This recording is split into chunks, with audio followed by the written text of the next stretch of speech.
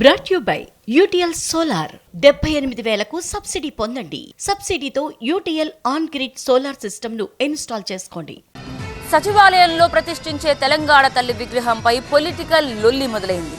CM Revanth ప్రారంభించబోయే విగ్రహం తెలంగాణ తల్లిదా లేకపోతే కాంగ్రెస్ తల్లిదా అని ప్రశ్నించారు కేటీఆర్. అంతకుముందు మీరు పెట్టిన విగ్రహం బీఆర్ఎస్ తల్లిదా అంటూ కాంగ్రెస్ నేతల నుంచి కౌంటర్లు పడ్డాయి. ఇక పాత విగ్రహానికి కొత్త విగ్రహానికి మధ్య ఉన్న తేడాలేంటో మనం కూడా ఒకసారి చూద్దాం.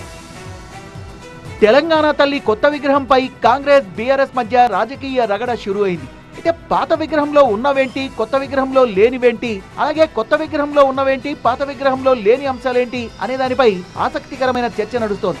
తెలంగాణ తల్లి పాత విగ్రహం తలపై కిరీటం ఉంది. కొత్త విగ్రహంలో అలాంటి హంగు ఆర్భాటాలు లేవు. పాత విగ్రహం మెడలో పెద్ద హారం ఉంటే, కొత్త విగ్రహం సాదాసీదాగా మెడలో కంటే ఆభరణాలతో ఉంది. పాత విగ్రహం నడుముకు వడ్డానం ఉంటే, కొత్త రూపంలో అలాంటివేమీ లేవు.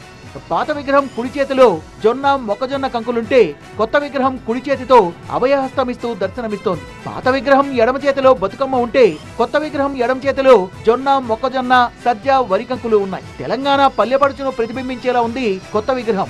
తెలంగాణ పోరాట స్ఫూర్తిని చాటి చెప్పేలా ఉంది విగ్రహం పాదపీఠం. అమరవీరులు పిడికిళ్లు బిగించి తమ చేతుల మీదుగా తెలంగాణ తల్లిని మోస్తున్నట్టుగా ఉన్న దృశ్యం అందరినీ ఆకట్టుకుంటోంది.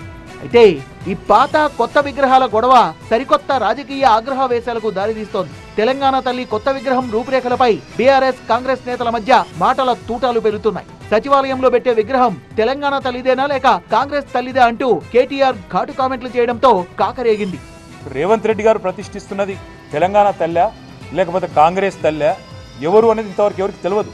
లోగోలు మారాలి, ప్రభుత్వాలు మారిన ప్రతిసారి నెంబర్ ప్లేట్లు మారాలి, విగ్రహాలు మారాలి, అన్నీ మారాలా? ఇది పద్ధత? తెలుగు తల్లి విగ్రహాన్ని ఈరోజు వెంటనే మార్చేసినారు. ఒక పార్టీ వాళ్ళు పెడితే ఇంకొక పార్టీ వాళ్ళు వచ్చి మార్చాలా?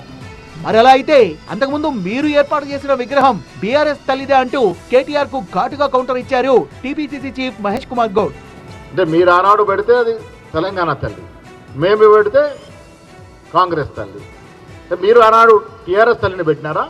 తెలంగాణ తల్లి విగ్రహం అచ్చు తెలంగాణ సంస్కృతిని, తెలంగాణ కట్టుబాట్లని ప్రతిబింబించే విధంగా ఉంటుంది. ఆనాడు మీరు పెట్టిన తల్లి తెలంగాణ తల్లి ఒక దొరసాన్ని తలపించే విధంగా ఉండే. దొరలు దొరసాన్ల పాలన వద్దనే కదా మాకు అధికారం కట్టబెట్టినారు. తాము మళ్లీ అధికారంలోకి వచ్చాక అసలైన తెలంగాణ తల్లి విగ్రహం పెడతామన్న కేటీఆర్ ఇలా ప్రభుత్వాలు మారినప్పుడల్లా విగ్రహ రూపం మారడం కరెక్టేనా అని ప్రశ్నించారు.